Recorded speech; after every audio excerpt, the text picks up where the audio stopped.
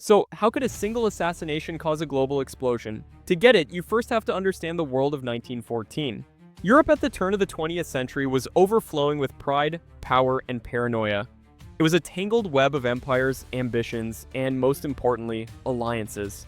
On one side, you had the Triple Alliance, a pact between the German Empire, the Austro-Hungarian Empire, and Italy.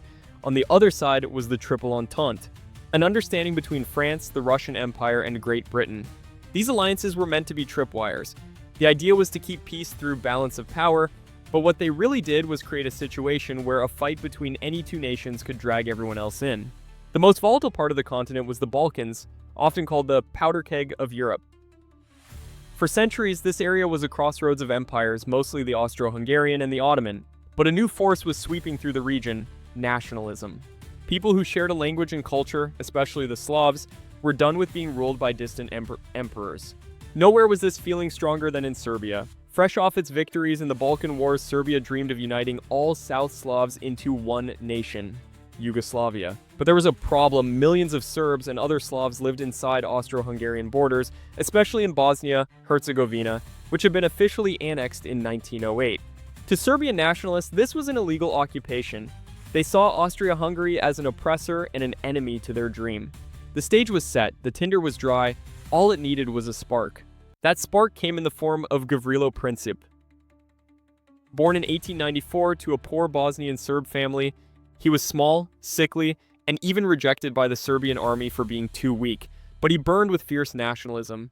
In Sarajevo, he joined a secret society of students and revolutionaries called Young Bosnia. Their goal? Free Bosnia from Austro-Hungarian rule and create a unified South Slav state.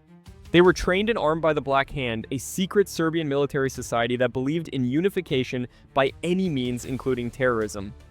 They gave Princip and his team pistols, bombs, and cyanide capsules for suicide after the mission. But Princip wasn't just a pawn, he had tuberculosis, and with death certain, he wanted his short life to mean something. The target? Archduke Franz Ferdinand, heir to the Austro-Hungarian throne. To nationalists, he was the symbol of their oppression. His visit to Sarajevo fell on June 28th, St. Vitus Day, sacred to Serbs, and also his wedding anniversary with Sophie. 7 young assassins waited along the motorcade route. The first attempt failed. Nedeljko Čebrinović threw a bomb that bounced off the Archduke's car and exploded under the one behind. Several officers were wounded. Čebrinović swallowed cyanide and jumped into a river but survived and was arrested. After a tense reception at City Hall, the Archduke insisted on visiting the wounded. Security changed the route to avoid danger, but no one told the driver. The car made a wrong turn onto Franz Josef Street, right where Gavrilo Princip was standing, thinking the plan had failed.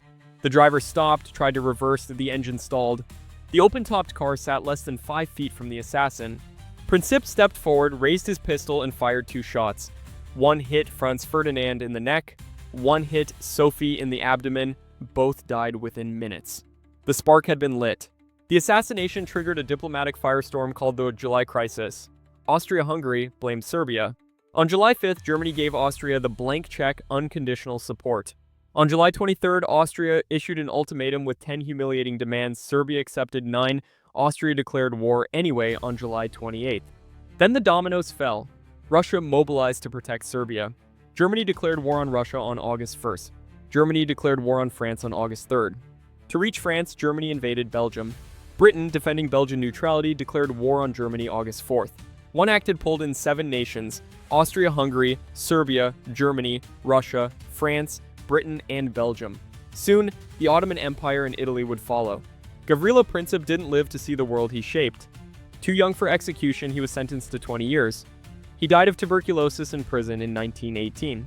He claimed the war would have happened anyway, but the war he triggered collapsed 4 major empires. The Austro-Hungarian Empire shattered into Austria, Hungary, and Czechoslovakia. The German Empire was defeated. Reparations and humiliation helped spark the next World War. The Russian Empire fell to revolution, giving rise to the Soviet Union. The Ottoman Empire dissolved and its lands were divided, creating the modern Middle East. Even the victors paid dearly. France lost 1.4 million men. Britain was financially ruined. Serbia, the nation Princip killed for, suffered the highest death rate of any nation in the war. 2 bullets fired on a Sarajevo street corner redrew the map of the world. It was a brutal reminder that the forces of history can be violently redirected by the belief of one determined individual.